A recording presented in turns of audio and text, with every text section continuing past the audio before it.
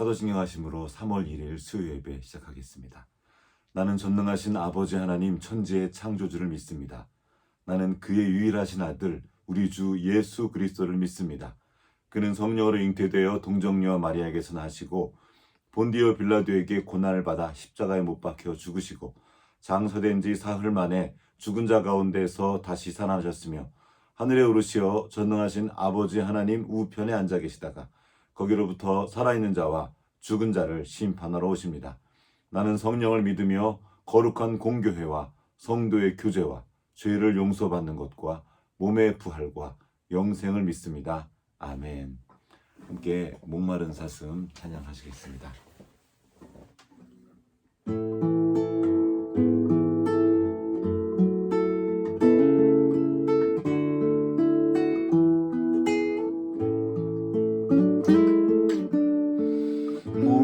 목마른 사슴 시냇 물을 찾아 헤매이듯이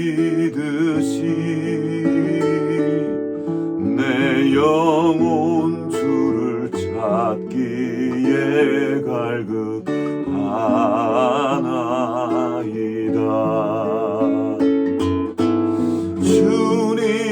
주님만이 나의 힘 나의 방패 나의 참 소망 나의 몸 정성 다 바쳐서 주님 경배합니다.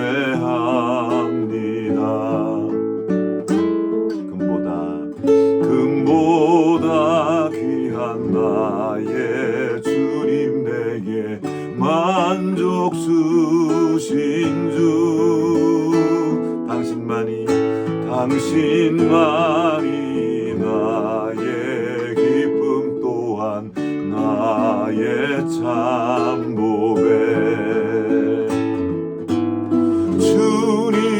주님만이 나의 힘 나의 방패 나의 참 소망 나의 몸 정성 다 바쳐서 주님 경배합니다. 주님만이 나의 힘 주님만이 나의 힘 나의 방패 나의 참 소망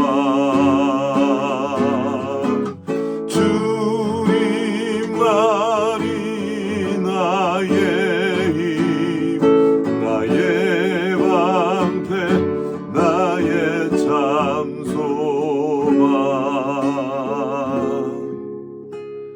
나의 몸 정성 다 바쳐서 주님 경배합니다.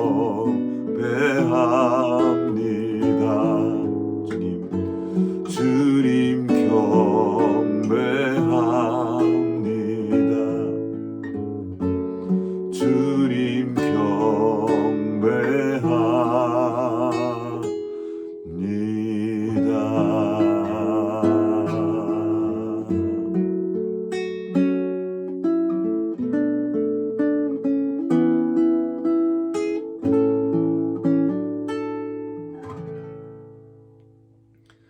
하나님 아버지 감사합니다. 목마른 사슴이 시냇물을 찾는 것처럼 우리도 주님을 갈망하며 주님을 찾습니다. 주님 없이는 정말 아무것도 할 수 없는 정말 혼란의 시간들을 우리가 보내고 있습니다. 주님, 우리에게 찾아오셔서 주님께서 우리와 함께 하신 것을 보게 하시고 매 순간 주님과 동행하며 주님께서 주시는 그 생명수를 마시며 그 능력으로 살아갈 수 있도록 우리 모두에게 은혜 베풀어 주시옵소서. 우리가 살아가는 세상이 크고 작은 나쁜 소문으로 가득합니다. 전쟁의 소문, 기근과 여러 가지 자연재앙의 소문들이 가득합니다. 그리고 우리 삶의 자리 또한 크고 작은 어려움으로 인해서 고통받고 있습니다. 또 몸이 약하여 육체의 어려움으로 인해서 고통받는 지체들도 있습니다. 주님, 그 모든 삶의 자리에 찾아가셔서 함께 하시고 주님께서 함께 하시는 것을 우리 모두가 보고 그 은혜로 그 능력으로 살아가도록 주의 역사하여 주시옵소서. 오늘도 말씀 앞으로 나아갑니다. 주님, 우리를 향한 주님의 마음을 더 깊이 만나게 하시고 그 말씀을 통하여 오늘을 살아갈 새 힘과 지혜를 얻는 시간 될 수 있도록 주의 역사하여 주시옵소서. 그리하여 오직 주님만 예배하며 살아가는 우리 모두가 될 수 있도록 은혜 베풀어 주시옵소서. 주님 의지하옵고 우리를 권하여 주신 예수님 이름으로 기도합니다. 아멘. 하늘에 계신 우리 아버지, 아버지의 이름을 거룩하게 하시며 아버지의 나라가 오게 하시며 아버지의 뜻이 하늘에서와 같이 땅에서도 이루어지게 하소서. 오늘 우리에게 일용할 양식을 주시고 우리가 우리에게 잘못한 사람을 용서하여 준 것 같이 우리 죄를 용서하여 주시고 우리를 시험에 빠지지 않게 하시고 악에서 구하소서. 나라와 권능과 영광이 영원히 아버지의 것입니다. 아멘. 오늘 우리에게 주신 하나님의 말씀은 마태복음 4장입니다. 마태복음 4장 3장 16절부터 읽겠습니다. 마태복음 3장 16절부터 4장 2절까지 읽도록 하겠습니다. 마태복음 3장 16절부터 4장 2절까지. 예수께서 세례를 받으시고 곧 물에서 올라오실새 하늘이 열리고 하나님의 성령이 비둘기같이 내려 자기 위에 임하심을 보시더니 하늘로부터 소리가 있어 말씀하시되 이는 내 사랑하는 아들이요 내 기뻐하는 자라 하시니라. 그때 예수께서 성령에게 이끌리어 마귀에게 시험을 받으러 광야로 가사 40일을 밤낮으로 금식하신 후에 줄이신지라. 아멘. 오늘부터 사순절에 관한 말씀을 함께 나누도록 하겠습니다. 지난주 수요일이 제 수요일이었죠. 예수님의 부활절을 더 주일을 뺀 40일간의 기간을 우리는 사순절이라고 부르면서 그 기간 동안 주님을 더 깊이 묵상하고 주님께서 우리에게 주시는 말씀들, 그것들을 깊이 되새기는 시간들을 우리 갖고 있습니다. 그래서 부활절이 되기까지 예수님의 행적과 예수님의 말씀 그리고 예수님의 삶의 내용들, 십자가와 부활에 관한 말씀들을 함께 다시 깊이 묵상하며 나누는 시간을 갖도록 하겠습니다. 오늘은 그 첫 번째 시간입니다. 성령에 이끌리어 광야로 가신 예수님이란 제목으로 말씀을 나누도록 하겠습니다.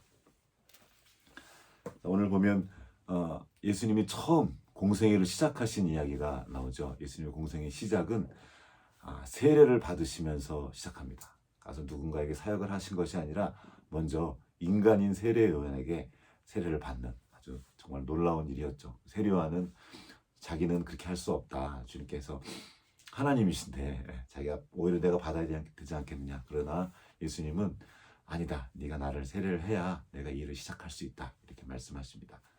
그 자세한 얘기는 오늘은 좀 지나가고 예수님이 세례를 받으신 그 장면부터 좀 시작을 해보려고 합니다. 예수님께 세례를 받으실 때 하늘이 열리고 하나님의 성령이 비둘기같이 내려 그 위에 임하신 걸 우리는 볼 수 있습니다. 그리고 음성이 들립니다. 그 음성의 내용이 이겁니다. 하늘로부터 소리가 있어 말씀하시되 이는 내 사랑하는 아들이요 내 기뻐하는 자라 하시니라.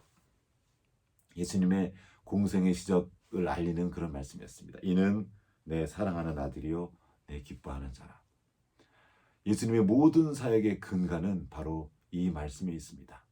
예수님은 이 말씀을 마음에 품고 사역의 자리로, 공생의 자리로 나간 것입니다. 바로 이어지는 4장 첫 번째 보면 예수님이 성령에 이끌려서 시험을 받으신 이야기가 나옵니다. 광야로 나아가셔서 3가지 시험을 받으시죠. 광야로 나아가기 전에 먼저 우리가 보내야 하는 시간이 있습니다. 바로 세례 받는 시간입니다. 내가 죽고 주님이 주신 생명으로 다시 사는 시간인 거죠. 우리는 이 땅을 살아가면서 이 땅에 하나님께 합당하지 않은 것들이 너무나 많은 것들이 있습니다. 우리는 세례를 받고 세상으로 나아갑니다. 이전 생명으로 살다가는 이 세상에서 승리할 방법이 없습니다. 세상이 훨씬 더 잘하거든요. 그런데 내가 죽고 주님으로 다시 사는 것입니다. 그것이 바로 세례입니다. 그리고 우리가 하는 모든 것에 우리는 세례를 줍니다. 조금 전에 제가 기타를 가지고 주님을 찬양했습니다. 이 기타는 세상을 노래하고 인생을 노래하고 자기를 높이는 데 쓸 수 있는 악기입니다. 근데 이 악기에 세례를 주는 거예요. 그리고 주님을 위해 다시 드려지는 거죠. 모든 것에 다 우리는 그렇게 세례를 통과하게 하는 겁니다. 내가 나의 힘으로 하는 것이 아니라 주님의 힘으로, 주님의 생명으로 하겠습니다 라는 선언입니다. 어제의 내가 아니고 오늘의 나로, 주님께서 함께 하신 나로 살겠습니다 하는 선언이기도 합니다. 그리고 이 시간은 정말 놀라운 시간입니다. 왜요? 주님의 음성을 듣는 시간이기 때문입니다. 내가 하나님의 사랑을 받는 자이며 하나님의 기뻐하시는 자, 사랑받는 아들이고 그분의 기뻐하시는 자라는 것을 내 중심에 새기는 시간이기 때문입니다.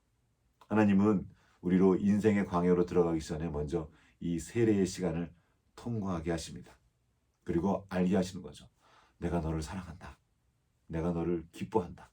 근데 지금이 언제입니까? 아직 예수님이 사역을 시작하시기 전입니다. 무슨 말이냐면 주님은 우리가 뭔가를 한 것과 상관없이 우리의 행적이나 우리의 공로와 상관없이 우리를 사랑하신다는 말입니다. 우리를 기뻐하신다는 말입니다. 왜요? 우리가 주님의 아들이기 때문입니다. 주님의 자녀이기 때문이에요. 세상은 계속 doing을 강조합니다. 네가 뭘 했어? 너 뭘 잘하는데? 한번 해봐. 그래서 잘하면 사랑해줘요. 잘하면 아껴줘요.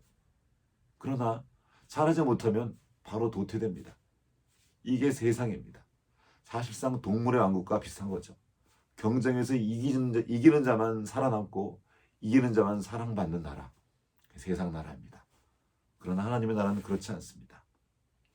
우리가 무엇을 한 것과 상관없이 하나님은 그 존재로 우리를 사랑하십니다. 그래서 하나님의 나라는 being의 세계입니다. 존재. 하나님이 우리를 당신의 자녀로 삼으셨습니다. 그냥 그 존재가 기쁜 거예요. 존재가 사랑스러우신 겁니다. 아무것도 안 했어도 이미 우리는 하나님의 사랑받는 아들입니다. 우리 집에 아이가 태어나면 우리는 그 아이가 그 존재 그 자체로 사랑스럽지 않습니까? 그렇게 하나님은 우리를 사랑해 주십니다. 있는 그대로. 그래서 우리는 사랑을 받기 위해서 애쓰는 것이 아니라 이미 사랑받기 때문에 그 사랑받는 자로서 합당하게 행동하는 겁니다. 아들이 되기 위해서 애를 쓰는 것이 아니라 이미 아들이기 때문에 아들의 진실을 나타내는 거예요.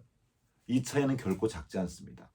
세상은 사랑받기 위해서 애씁니다. 내가 더 인기를 얻기 위해서 갖은 노력을 다합니다. 성공하기 위해서, 뭔가를 얻기 위해서 엄청 노력하는 겁니다. 이 삶은 피곤합니다. 열심히 살아도 두렵습니다. 언제 버림받을지 모르기 때문입니다. 항상 칼을 놓고 사는 거예요. 그러나 하나님 나라에서의 삶은 전혀 다릅니다. 사랑을 얻기 위해서 애쓰는 것이 아니라 이미 사랑받는 자이기 때문에 그 사랑받은 것을 내 삶의 자리에서 나타내고 표현하는 것입니다. 아들이 되기 위해서, 이전에 양자가 되는 과정이 있었거든요. 아들됨을 얻기 위해서 우리가 애쓰는 것이 아니라 내가 이미 아들이라는 걸 아는 거예요. 예수님을 통해서 우리가 하나님의 자녀된 것을 확인하는 것입니다. 그래서 내 안에 아버지의 생명이 있는 걸 알기 때문에 그 생명의 진실을 나타내는 겁니다. 내가 장미꽃이기 때문에, 장미나무이기 때문에 장미를 피우는 거예요. 이거는 다른 이야기입니다. 자, 하나님 나라에도 노력이 있습니다. 애를 쓴 일이 있어요. 아무것도 안 하는 것이 아닙니다. 그러나 노력의 동기가 다르다는 겁니다. 내가 장미이기 때문에 장미꽃을 피우는 거랑 나는 장미꽃이 아닌데 애를 써서 장미꽃을 피우려는 거랑 완전히 다른 얘기인 거죠. 나는 장미가 아닌데 장미꽃을 피우려고 한다면 절망밖에 없을 것입니다. 안 돼요. 근데 우리는 아는 것입니다. 지금은 그 진실이 나타나 있지 않을 수 있습니다. 그냥 가시나무예요. 아무리 살펴봐도 장미가 보이지 않아요. 가시밖에 없습니다. 맨날 누군가를 찌르기만 하고 나만 지나가면 누군가 상처를 입어요. 난 아닌갑다 하고 포기하는 것이 아닙니다. 비록 내 눈에는 장미꽃이 보이지 않지만 내가 장미인 걸 보는 거예요. 그래서 장미이기 때문에 장미꽃을 피우는 겁니다. 이를 위해서 양분도 흡수하고 햇빛도 받고 애쓰는 겁니다. 하나님의 은혜 안에 거하는 삶에 대해서 오해하는 사람들이 있습니다. 은혜로 아무것도 안 하는 줄 압니다. 아니에요.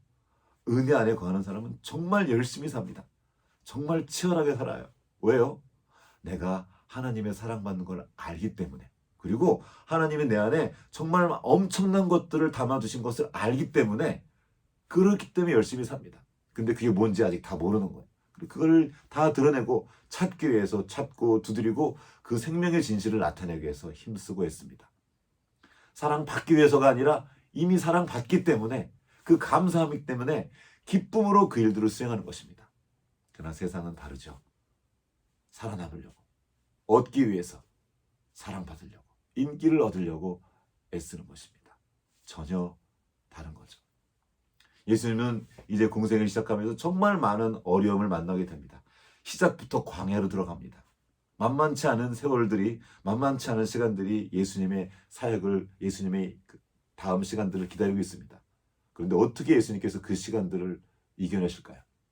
바로 이 말씀입니다. 너는 내 사랑하는 아들이다.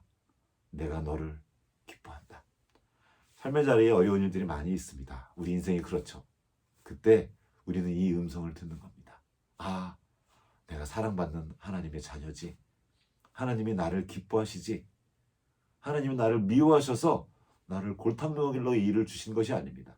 나를 사랑하시는 걸 알고 시작하는 겁니다. 그때 어려울 때마다 그거를 다시 한번 확인하는 겁니다. 내가 주님의 사랑받는 자녀다. 하나님이 나를 기뻐하신다. 내 안에 이미 이것을 이길 능력을 주셨구나 하고 믿음으로 그 어려움을 뚫고 나아가는 겁니다.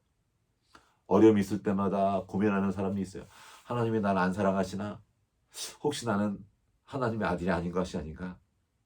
우리 어렸을 때 부모님들이 많이 하는, 주변 사람들이 하는 농담이 있었죠. 엄마랑 아빠랑 잘 안 닮았을 때, 야, 너 저쪽 다리 밑에 가서 주워 왔어. 이런 농담을 했죠. 많이 하곤 했죠. 그럼 어린아이가 이제 혼자 고민하다가, 난 왜 이렇게 엄마랑 안 닮았을까? 엄마는 나 왜 이렇게 야단칠까? 그러다가 막 혹시 나는 주워온 아들이 아닌가? 막 이런 고민을 한 우스운 얘기가 있습니다. 아니에요. 우리는 거기에서 흔들릴 필요가 없습니다. 우리는 하나님의 사랑받는 자녀입니다. 여기서 시작하는 겁니다. 실수해도, 넘어져도, 혹시 뭘 좀 잘못해도 이 사실은 변하지 않습니다. 내가 아무리 아버지를 떠나려고 하고 저를 뒤로 도망을 가도 내가 하나님의 아버지의 아들이란 것, 딸이란 것, 그분의 자녀라는 사실은 변하지 않습니다. 내가 아무리 못되게 해도 하나님 아버지는 우리를 버릴 수가 없어요. 왜요? 자녀이니까. 우리를 향한 그 사랑에서, 예수 그리스도 안에 있는 아버지의 사랑에서 우리를 끊을 수 있는 건 어떤 것도 없습니다. 그러므로 안심하셔도 됩니다. 하나님이 우리를 사랑하시고 우리는 그분의 기뻐하는 자녀입니다. 이것이 우리에게 충만할 때 우리 앞에 오는 어려움들을 이겨내는 것입니다. 그것이 무엇이든. 정말 많은 종류의 어려움이 있습니다. 아플 수도 있고요. 사업이 안 될 수도 있고요. 가정에 또는 관계에 문제가 있을 수도 있고요. 내 주변에 힘든 일들이 있을 수도 있고요. 경제적인 어려움, 정말 크고 작은 인생의 어려움들이 있지만 우리가 어떻게 그것을 이겨낼 수 있습니까? 하나님이 우리 안에 계신 것을 믿는 거예요. 그래서 그것을 통과하는 겁니다. 그렇게 주님 앞에서 세례를 받고, 아버지 앞에 세례를 받고, 내가 너를 사랑한다, 내가 너를 기뻐한다, 이 음성을 들은 주님께서 이제 성령의 이끄심을 따라 공생애를 시작합니다. 놀랍게도 그 공생애의 시작은 광야에서 시작됩니다. 바로 사람들이 있는 곳으로, 사역을 하는 자리로 들어간 것이 아니라 광야로 들어간 것입니다. 4장 1절을 한번 읽어보겠습니다. 그때 예수께서 성령에 이끌려 마귀에게 시험을 받으러 광야로 가사. 놀라운 말씀이죠. 예수님께서 그 세례를 받고, 여기서 그때란 말은 세례를 받으신 그때예요. 하나님의 음성, 내 사랑하는 아들이요 내 기뻐하는 자라는 음성을 들은 이후에, 바로 그때 성령께서 예수님을 인도하십니다. 성령께서 인도하셨으면 좋은 일이 생겨야 되는 거 아닙니까?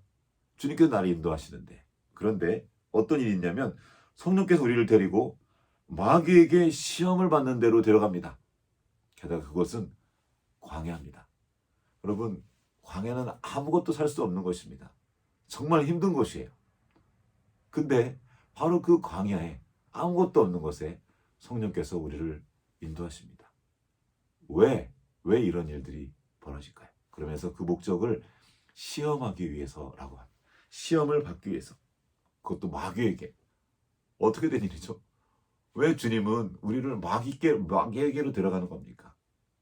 왜 마귀에게 시험을 받게 하는 걸까요? 이사야서 58장 11절에 이런 말씀이 있습니다. 여호와가 너를 항상 인도하여 메마른 곳에서도 내 영혼을 만족하게 하며 내 뼈를 견고하게 하리니 너는 물된 동산 같겠고 물이 끊어지지 아니하는 샘 같을 것이니라. 우리가 잘 아는 말씀이죠. 너는 물된 동산 같겠고 물이 끊어지지 아니하는 샘 같을 것이라. 그런데 이것만 알지 그 위에 있는 말씀은 잘 모릅니다. 아주 이상한 말씀이 있습니다. 여호와가 너를 항상 인도하여. 아멘이죠. 하나님 우리를 인도하십니다. 맞습니다. 주님은 우리를 늘 인도하십니다. 한시도 우리를 놓친 적이 없어요. 우리는 주님을 잊어버려도, 우리가 주님을 떠나 딴 곳으로 간 것 같을 때에도, 심지어 사망의 골짜기로 들어갈 때도 주님께서 우리와 함께 하십니다. 보세요. 주님이 우리를 인도하시면 푸른 풀밭, 푸른 초장이 나와야 되는 것이 아닙니까? 우리가 잘 외우고 있는 시편 23편. 푸른 풀밭, 푸른 초장이 나올 줄 알았는데 뭐가 나오냐면 메마른 곳에서도 내 영혼을 만족하게 하며, 이 말씀이 나와요. 주님이 우리를 인도하셨는데 왜 메마른 곳이 나오냐는 말입니다. 내가 잘못해서 주님께 징계를 받고 야단맞는 거면 주님 내가 잘못했습니다. 회개하면 돼요. 그런데 어떤 때는 주님의 말씀 앞으로 나아가고 기도하고 주님을 잘 따르는 것 같은데 내 앞에 메마른 것들이 펼쳐지는 겁니다. 너무나 고통스러운 거거든요. 여러분 목마름의 고통을 아십니까? 근데 진짜 큰 고통이거든요. 생명을 위협하는 고통입니다. 그 메마른 곳으로 주님이 우리를 이끌어 가시는 겁니다. 왜일까요? 성경은 이렇게 기록합니다. 그 메마른 곳에서도 내 영혼을 만족하게 하며, 우리의 영혼을 만족하게 하게 하는 시간으로 주님은 그 만족하게 하는 장소로 그 메마른 곳을 선택하신 겁니다. 그곳에서 내 뼈를 견고하게 하리니. 어떻게 된 일일까요? 우리의 중심이 견고해진다는 겁니다. 우리를 든든히 세우신다는 겁니다. 나무는 가뭄의 뿌리를 더 깊이 내린다고 합니다. 늘 물이 있으면 그냥 그래도 살만하니까 그냥 있는데, 물이 없으면 날이 가물면 살기 위해서 뿌리를 더 깊이 내린다고 해요.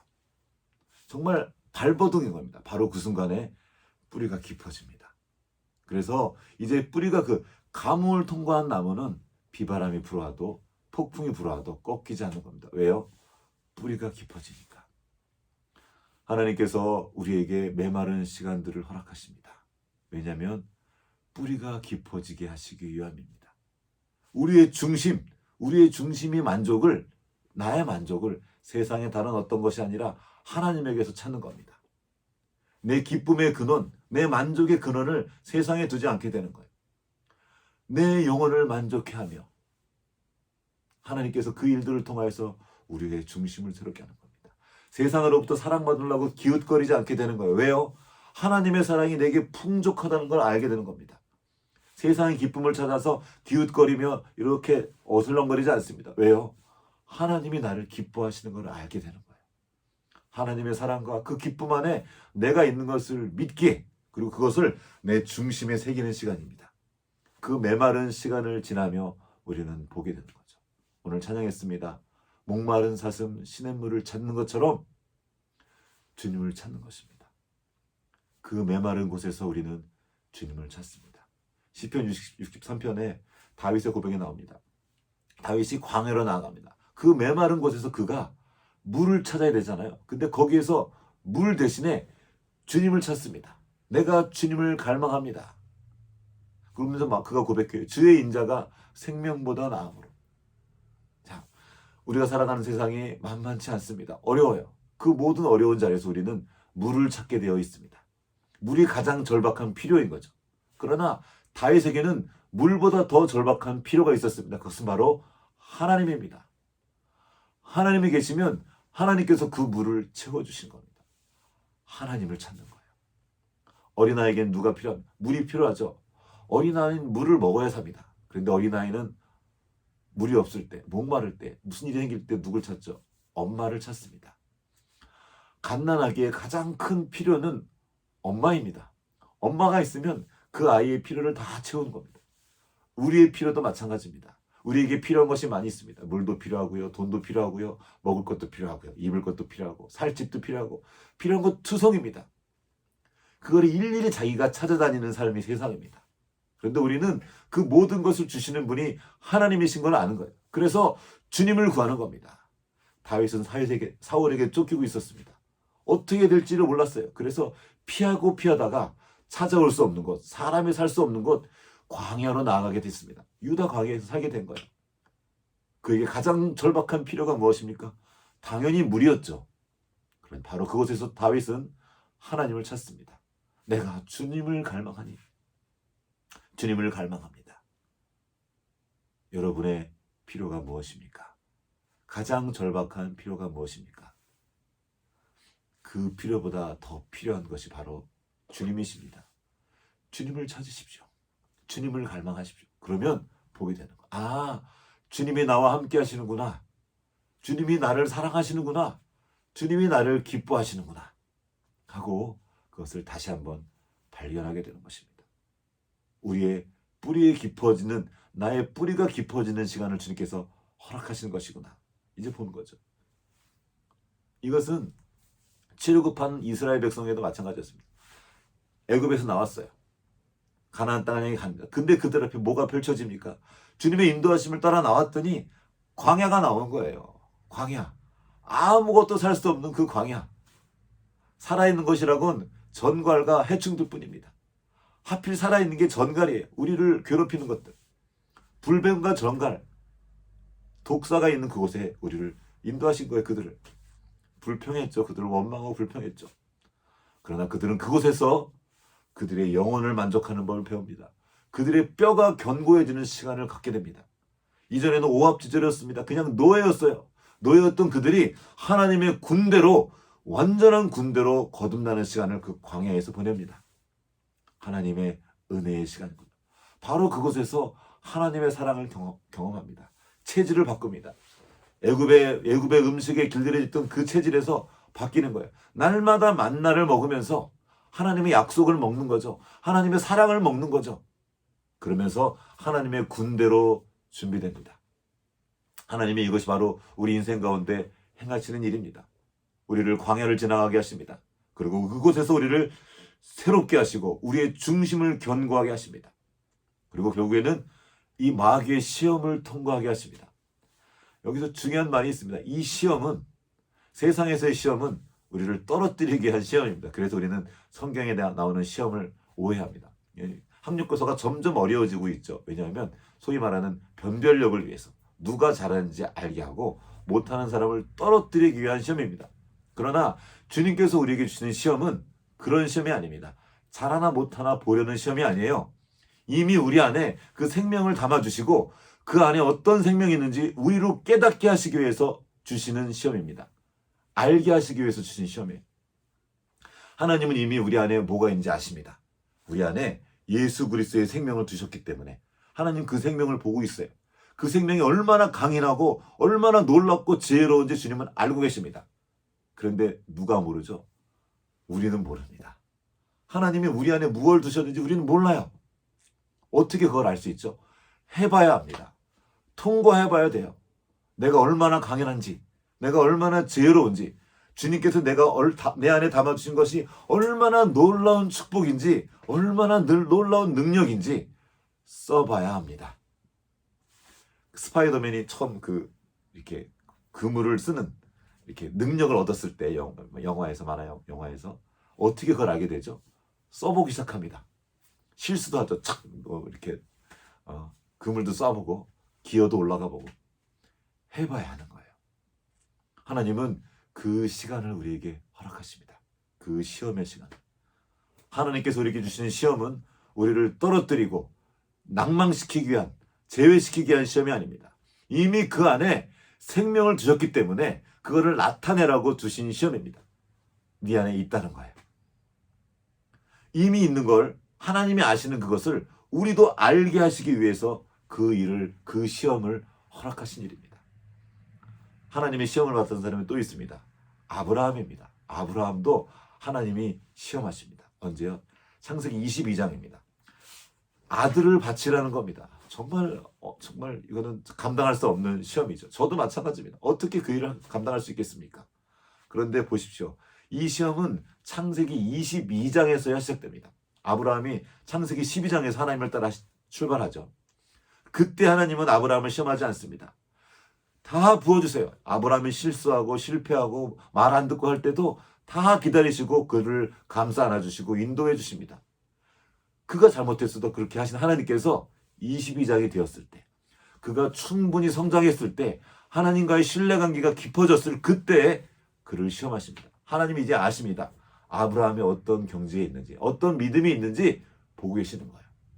그리고 그 시험을 통해서 우리에게도 보여주시는 거죠. 하나님은 처음부터 우리가 감당할 수 없는 시험을 주시지 않습니다. 감당할 만한 걸 주십니다. 약간 어려운 거, 내가 느끼기에 이거 못할 것 같아 하는 그런 시험들을 주시는 거예요. 그거를 통과하면 또 성장하고, 통과하면 또 성장하고, 갑자기 일어서는 것이 아니죠. 어린아이가 걷게 됩니다. 하나님의 사람에게 진실 중에 하나가 직립보행의 진실입니다. 걸을 수 있죠. 그러나 태어나자마자 걸을 수 있습니까? 우리는 못 걷습니다. 단계마다 단계가 있어요. 처음에는 엄마 품에서 이렇게 가만히 있다가 나중에는 움직이기 시작합니다. 그러다가 어느 날 뒤집기를 시작하죠. 그 다음에 고개를 들고 기어다니다가 나중에 점점 힘이 생긴 다음에 걸으려고 시도합니다. 넘어지죠. 또 넘어지죠. 이게 뭡니까? 이게 일종의 시험입니다. 그 과정을 통해서 내가 견고해지고 단단해지는 겁니다. 그리고 그걸 왜 하죠? 걷는 진실이 있기 때문입니다. 걸을 수 있기 때문에 시도하는 거예요. 지금 당장은 알지 모르겠지만 내 안에 그 생명이 있다는 겁니다. 우리 안에 죽음도 이기고 부활하신 예수 그리스도의 생명이 있습니다. 놀라운 생명입니다. 왜 거기 주저앉아 있습니까? 주님께서 주시는 거예요. 한번 해봐라. 그 시험을 통과하는 겁니다. 그리고 그것이 기쁨이 있습니다. 아이들이 게임 좋아하죠? 게임 좋아할 때 1단계만 머물러 있으면 아이들이 좋아합니까? 그거 다 게임 안 하게 될 거예요. 게임이 왜 재밌습니까? 계속 단계를 둔 거예요. 그 다음으로 올라갈 그 기회를 주는 거죠. 그걸 재밌어 하는 겁니다. 그렇습니다. 주님께서 우리에게도 시험을 주셨어요. 단계를 다 주셨어요.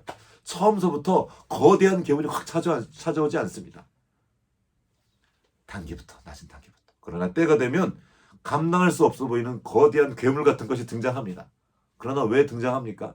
이미 우리는 그 모든 시험의 과정들을 통과하면서 그 거대한 괴물을 상대할 힘이 생겼습니다. 지혜와 기술이 생긴 거죠.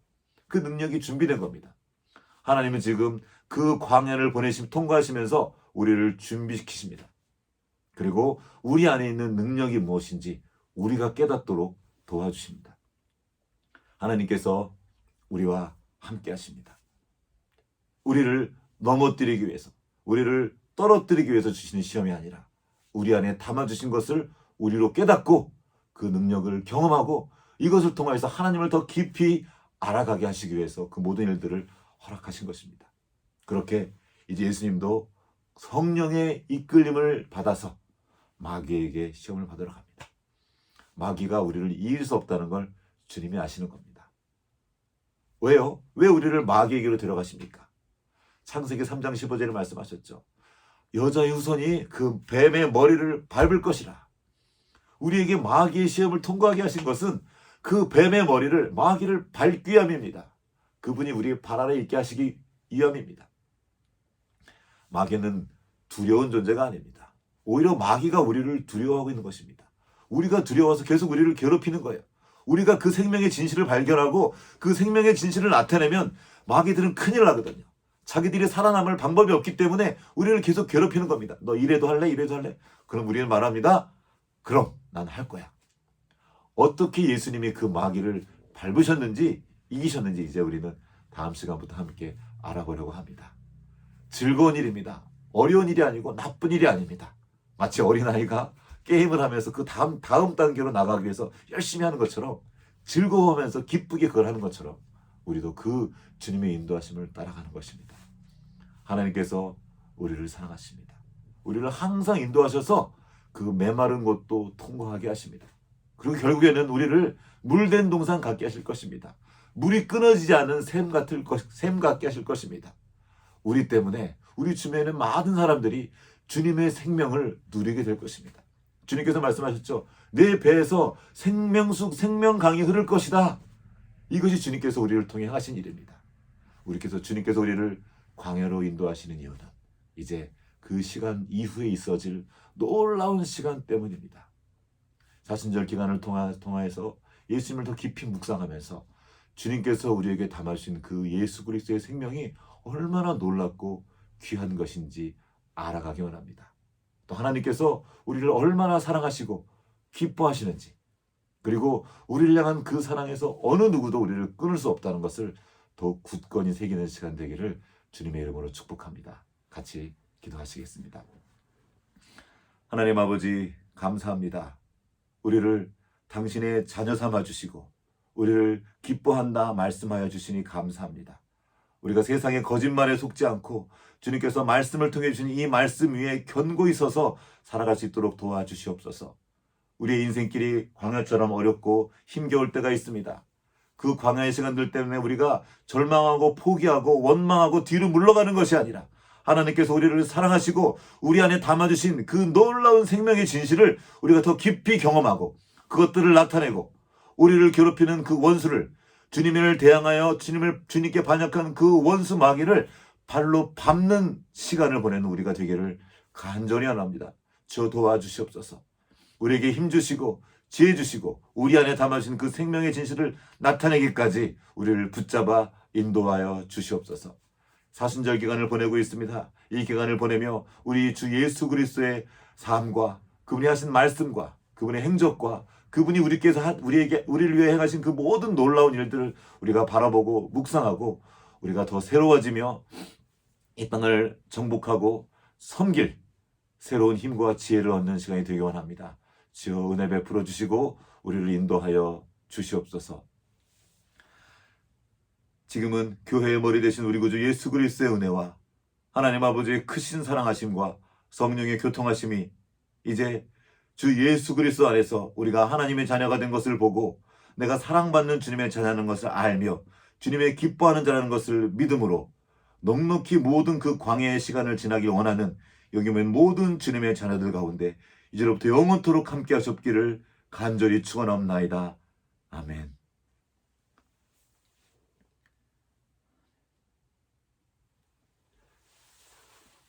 주님과 함께 동행하면서 이 사순절 기간을 아름답게 그 축복 가운데서 보내시기를 주님으로 축복합니다. 주님 안에서 평안하십시오.